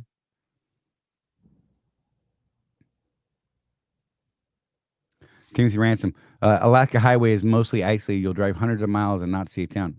I dig it. That sounds like paradise to me. Like seriously. it just that sounds like heaven. Wimpy Pope said landing on snow is awesome. The computer does an excellent job. Yeah. Well, so I still prefer to exit the aircraft, and I am perfectly capable of landing myself under a wonderful canopy in the snow. Coldest day I jumped was minus 63 or 64 degrees at altitude. Exited the aircraft. It was so damn cold. Like I really didn't enjoy the skydive. I literally balled up, and it was civilian skydiving. So I literally balled up in a ball and just fell through the air. I was like, the hell with all you guys, I'm out. And just fell, man. It was cold. And okay, so here's the funny thing. I was actually moving from Florida or from North Carolina that day to Florida. And so I had my truck all loaded up. And I'm like, I'm gonna go make one last jump at the drop zone this morning. And it was freaking cold. It was like 18 degrees on the ground that morning or some ridiculous thing. Clear blue sky. It was beautiful. Yet in that minus 64 degrees or whatever it was when I left the aircraft, during that free fall, I looked up and was looking around, and there were snowflakes everywhere. You couldn't see them from the ground. You couldn't. It was baffling to me. Whatever, science. And as soon as I got low enough, I opened my parachute, got to the ground as quick as I could, got in my truck, and left. And when I got to Florida, it was 94 degrees that day. And I was sick for the next week. Good. It was miserable, but and yet enjoyable all at the same time. I don't know. A brand new record truck. Timmy said a brand new record for semi will run you around 5. Look, I've seen them in $1 million range for the ones with the really big, nice boom, and the one that you buy that you would want to buy. Let's be real. It's going to be probably closer to $1 million, $1.2 million, $1.3 million, even from what I've seen in the markets, because I actually look at those markets. Because look, I want to be available for every possibility out there, right? If I'm going to spend that money, I'm going to spend the money and make every penny I can. But I can't see myself doing that. Yeah, that'd be nuts. But yeah, that would be cool. So yeah, I don't know. It would be awesome. Any of you guys ever skydive? Any of you guys jump out of airplanes? Come on. There's got to be at least one of you. I loved it. It was my favorite thing. Rosie jumps out of airplanes. She enjoys it.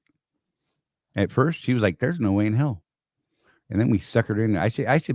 You know what? I should key that video up in here one day so you can see the way that they did her. It was hilarious because she was there while I was doing this accelerated free fall course where I was learning how to civilian skydive.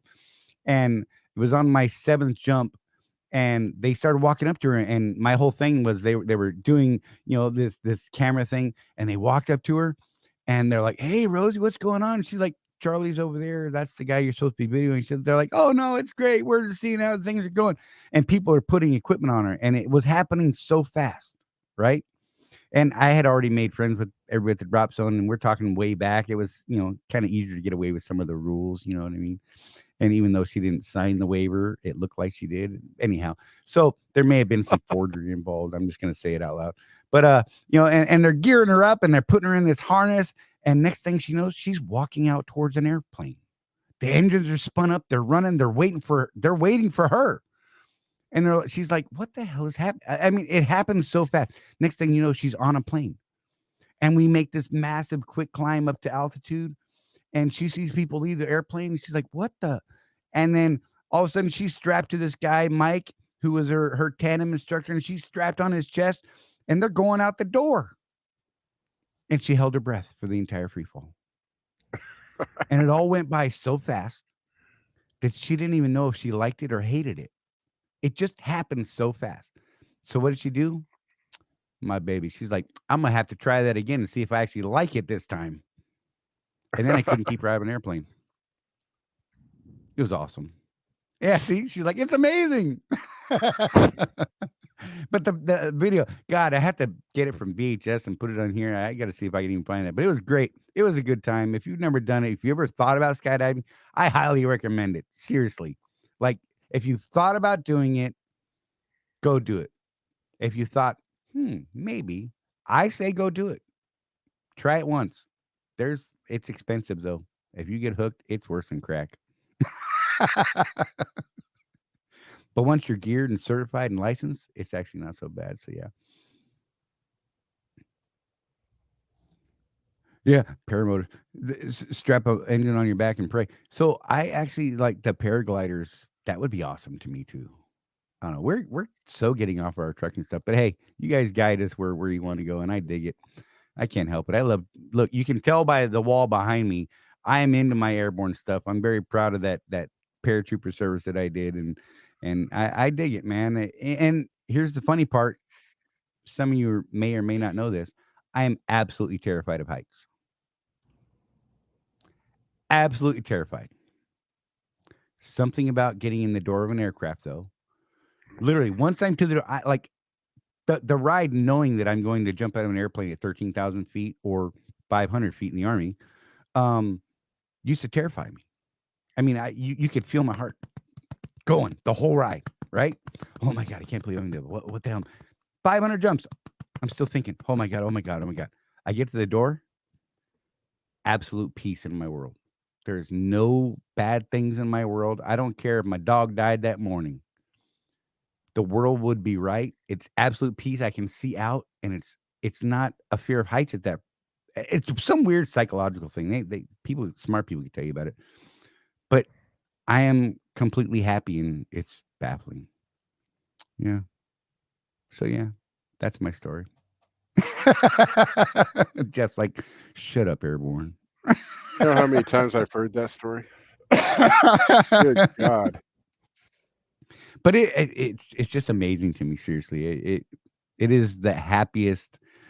Other than seeing my kids and my grandkids born and getting married, and the normal milestones, that is one of those happiest things. Seriously, I'll say this though. So Charley, Mr. Airborne, could not get him on the zip line in frickin' Vegas. Oh no. He's like, you want to do it, you do it. I ain't going with you. I'll stand down here and look at you being stupid. Bye. Hi, Jeff. Well, and then the first time we saw someone get stuck on it, he's like, see? There you go. People get stuck on that thing halfway through.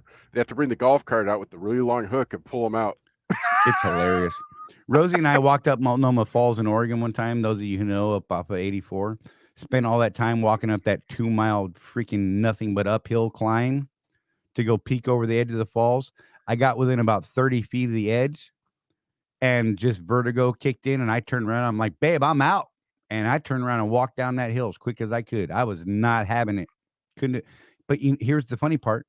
If I had a parachute on my back, I could have walked up to the edge and jumped off the edge and had no problems at all. Never would even faze me. Have no idea. Every once in a while, somebody will base jump off that thing and get arrested. Yeah, I do. I thought about it back in the day. I had to really talk myself out of it. I was going to jump off the Astoria Bridge. Had it all worked out. Had people that could pick me up in a boat and hopefully not get arrested before we got out of there.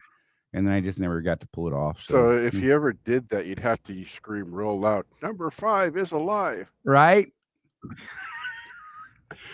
Totally dating myself with that reference. Johnny 5 is alive. Anyhow, yeah, I dig it, man. Oh, man, you guys are awesome. I'm glad you're here. Thank you for hanging in with us so long.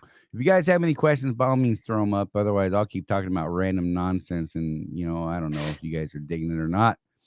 There is other things out there on the world. Somebody, I didn't mean to skip over this. Where'd it go? There was something about Samsara camera earlier, because we were talking about insurance and all that stuff. Mike Henderson, sorry. No, you don't like pushing other shows, but anyone that wants more info on the Swift camera options, Trucker Todd has some good videos. Mike Henderson's paying the $1,500 for the Samsara. From what I understand, Todd did do a video on how the Samsara works. He installed it himself, I believe, and the coaching stuff he paid for himself, so that he can tell you how that works. We didn't do anything on it because someone else had already done it, so why are we going to duplicate that? It's easier just to point you to his thing and go check it out. So there you go. I totally meant to put that up earlier and totally forgot about it. So there you go. Yeah, if you want to know about those cameras, have at it. If you find out more stuff about it, let us know and we can pass that along. Blackbeard, we are still working on that on the insurance quote. If you go back and catch the replay, buddy, we did talk quite a bit about it earlier. The quick short notes are we had some stuff come up at the last minute. We had lawyers working on it. Well, the insurance folks had lawyers working on it 10 o'clock Friday night so that we could get a quote in Monday morning so that we would have everything approved by today by showtime. And then we had some questions pop up from Brett, from us, from the insurance people that we need to get addressed. So we are addressing those, and we should have something super, super soon. I'm not going to put a date. I'm not going to say next Tuesday. But well, what we're doing, soon. Where we're at right now is that we provided them with all of our contracts. Charlie and I, oh yeah, the ICOA and the IAL contract both, and they had their lawyers pour over it to make sure that we were getting the proper coverage, right, by contract. And I gotta tell you, as often as Charlie and I have read through the contracts and everything, oh my God, it got deeper. Somehow the insurance stuff just went poop, I guess. But right. Yeah, there's a lot of requirements in the contract for insurance. And can't have more than a $1,500 deductible on the physical damage portion, no more than $1,000 deductible on the bobtail insurance thing. We had options up to $2,500 deductible, which brought rates down a lot. And we can't use those options now. So, I mean, there's all kinds of weird things. And we're really focused on making sure that in the event of some sort of catastrophic problem, that the insurance is going to protect us the way that it should versus, some other offerings out there. I'm a little worried about the OIDA offering right now while the market is up and the used market is up. It's great. But if the market dips down, we're on the hook for the stipulated loss value that's in your contract. Each week it tells you what you owe on that truck. If you were to buy that truck out that day, that's the money that you have to pay. And so if you total your truck that day, guess what? That's the number that needs to be paid off to pay off your truck. And if the insurance doesn't cover that amount, you're on the hook for it. Will they come after you? I honestly don't know. Can they? Absolutely. So we're just really trying to make sure that we're covered as best we can and protect our businesses and your businesses, and you're going to have options. I mean, you have OIDA, you have True North, you could stick with the Swift stuff. If you have other options, by all means, go for it. Blackbeard said, is the contract different for standard lease versus MRP insurance wise? I don't believe so, because the MRP portion is just 2 pages of the Schedule F. I believe the rest of the equipment contract is similar to ours, if not probably identical. And the ICOA portion is also identical, with some minor differences due to contractual bases and things like that. But I believe that you like that. I totally just capped right around some crap right there. Anyhow, squirrel got me. But I believe that the insurance requirements are going to be the same. If you want to send me a copy of your entire lease, I'd be happy to look through it. I don't believe there's any differences in your ICOA versus my ICOA. So yeah, I think that we'll be fine. So yeah, I hope that answered your question. Bitcoin John, when we're running recaps, how do we find out how many hours we have coming at midnight? You can look on your Zonar. Hopefully you have approved your logs every day like you're supposed to be doing, and that will help keep you current. Otherwise you of course would need to be keeping a paper log and doing the math like we used to do old school. And I know come on, John, you're old enough. So on your Z logs, if you're looking at today, it'll tell you how many hours are gained at midnight. Right. Right corner. If there's a button that says 8-day log, I think is what it says. I'd have to reach up there and see. Right. But it's 8 days, and it'll show you your last 8 days. And of course, the 8th day is the one that's dropping off at midnight. The oldest day will be the one you gain at midnight. Yep. Yeah, Blackbeard, I'll reach out to you afterwards if you want to. And yeah, man, if you got a digital copy, that'd be cool. I have several that I've acquired over the years, and I like to go through and compare them all the time. So, and I've really been getting into it.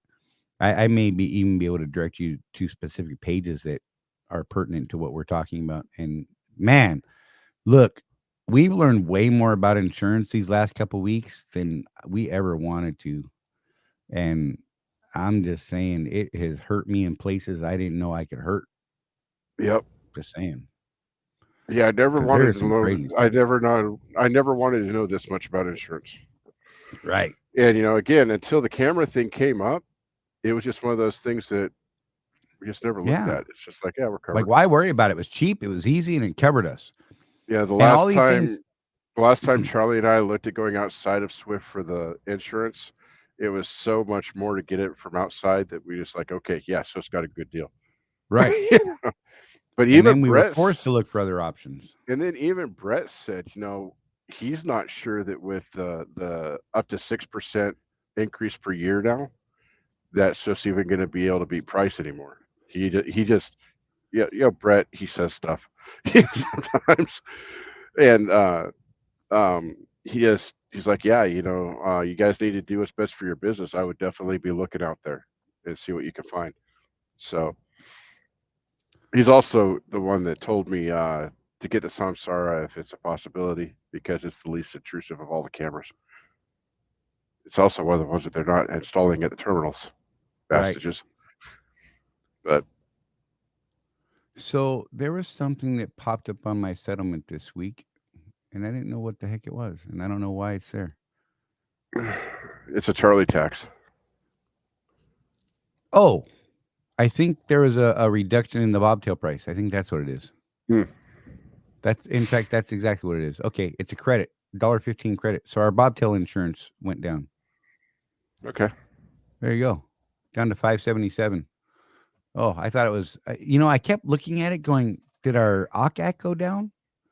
And for some reason, my brain just kept reading bobtail as OCAC, and that made no sense. So I went back and looked at some other settlements, and I was like, "Wait a minute." So let me do that again to see what it was. It says bobtail was 692, and apparently it is now 577. So that's cool. So if you have the Swift thing, that has gone down, and I think our option is comparable to that. So there you go. Look, buy stock in Samsara very cheap. There you go. And they got some expensive cameras for real. That might be the way to go. However, don't know if it's worth it for. I mean, look, currently at best, if every Swift contractor got a Samsara camera, that's 1,500-ish, 15, 16, 1,700 contractors. The number goes up and down between those two pretty frequently. So, I don't know that it's going to do huge things for their stock prices, but it's definitely something to look at. You might want to look at historical data. Not that I'm going to give you financial planning advice, whatever. Get them in if you got questions. We're getting ready to wrap this thing up. We're about 7 minutes from our 2-hour mark. Try to keep the show at that 2-hour mark. When we go to a new platform, we have some constraints that we're going to be working within there. So that's what we're trying to stick to. Yeah. If you have any other questions that we don't get to today, by all means, drop them in the comments. We will get back to you. If you notice on Jeff and our name tags, you'll see right below our name, like right below Charley, it says facebook.com/Chuck411. That's how you can find me on Facebook. Type in that address. It'll take me right to my Facebook page. On Jeff, it's facebook.com/Jeffrey.Morton.560. That'll take you to his Facebook page. So if you don't already have us on there, you will be able to find us and hit us up with a message, a PM, something like that. And we'll be happy to talk to you and maybe work through some problems or answer some questions, things like that. By all means, let us know. So Samsara has a bullish crossover on the MACD. Histogram is overbought, and it's about ready to have a bullish crossover on the 250-day moving averages, if anybody's interested. There you go. I'm just saying. There you go. That was quick. But yeah, so if you want to find us on the Facebooks, by all means, hit us up. We can answer your questions there or drop comments down below, and we will answer what we can when we can. Just be patient with us. We get a lot of questions pretty regular, but we will do our best to actually do those. Texting us in a message is honestly the best way to get a hold of us. Seriously. Mm-hmm. Coach's excuses said Samsara just works. Love it. Cool. I mean, I've actually heard quite a lot of good things about Samsara. So Yeah. I've heard a lot of horrible things about Smart Drive. Mm-hmm. Seen a lot of horrible things come out of Smart Drive. So by all means, make a decision. If you're going to go that route, you should do that soon because last person I talked to that was picking up Samsara was looking at 2 to 3 weeks delivery time before they could even get the camera, and then they needed to install it. From what I understand, it's pretty easy to install yourself. So there is that. And yeah. 346 a gallon, exit 2, El Paso Petro. Is that on the ES card or is that the pump price, John? Just curious. Yeah, I dig driving through El Paso at night. Not so much during the day. It's pretty at night. It's neat to see the different lights. Sorry, I'm just waiting to see what John's answer was at. 346 gallon, not a bad price. All right, last call, y'all. While you guys are typing up whatever you want to type in the last couple of minutes here, I want to just take a minute to thank you all for tuning in each week. It does mean a great deal to us. Jeff, you got anything you want to throw out before we kill this thing? Nope. Nope. He said that's short and sweet. Yeah. And you guys, I'm going back to work tomorrow. God, thank God. Oh, I'm so happy. I'll get some rest and do some stuff. So that was the ES price. Sweet. That's probably a pretty good discount. Anyhow, so cool. You guys be careful out there. By all means, look after each other. No one's out there looking after us but us. Seriously, there's too much hate and discontent out there in this world that we live in. Whether it's on the YouTubes, the Facebooks, the real world, whatever, it's just too much hate and discontent. Too many people are trying to compete with too many people for whatever stupid reasons there are in the world, and it's just not worth it. So you know what? Hey Blackbeard, I'm on the record. It's not done yet. Just saying. Right? Yeah, we're gonna see some stuff on his wall here fairly soon. I think over the next couple months. Yeah. All right, and we are working on some other stuff in the background. We do have some other stuff that we want to bring to you guys. We just got to get some deals made, and these aren't deals that are lining our pockets like some people like to think we are. But yeah. Truck show. What are you talking about? I don't know. I don't even know what you're talking about. There's a lot of them. I know there's one in Florida this week. You want to know if we're going to Kentucky? Oh, I don't know, man. I try to avoid that place during that time. That's a lot of people. Yeah. I'm not good in crowds, yo. Seriously. Like it's hard for me to deal with Vegas when I go. And yeah, I don't do well in crowds. I get triggered pretty easily, and it's hard for me not to choke people. Like throat punches, knife hands, the whole 9 yards, elbows. Jeff can tell you, I get a little tense in Vegas. Have to stay slightly sauced to deal with it all. Yeah, even what was that one concert we caught? That was cool. The Led Zeppelin cover band. The Led Zeppelin cover band. We were like so far back because Charley didn't want to be in the crowd, but it was still a lot of fun. Oh yeah, it was great. It was a good spot. I thought, we weren't in the nonsense. Of course, the other thing about Charley is that he's an audiophile, so he's like, they're off by like half a. They're right. They're off tune by like half a step or something. I'm like, I don't know, man. It sounds awesome to me. The guy had some octave issues. I'm just saying, whatever, but it's cool. Hey, D'Lo, it's good to see you. All of you guys have a great night. We want to thank you. We'll be back next Tuesday at 6 p.m. Eastern, like we are here every Tuesday and have been for well over a year and a half, coming up on 2 years, you guys. And we will see you right here on Contractors Corner. Hopefully, you'll come back and see us. and let us know what's going on in your world. And we'll talk about those things that are important to you, like we do every week. Come be a part of our community, guys. We'll see you next week.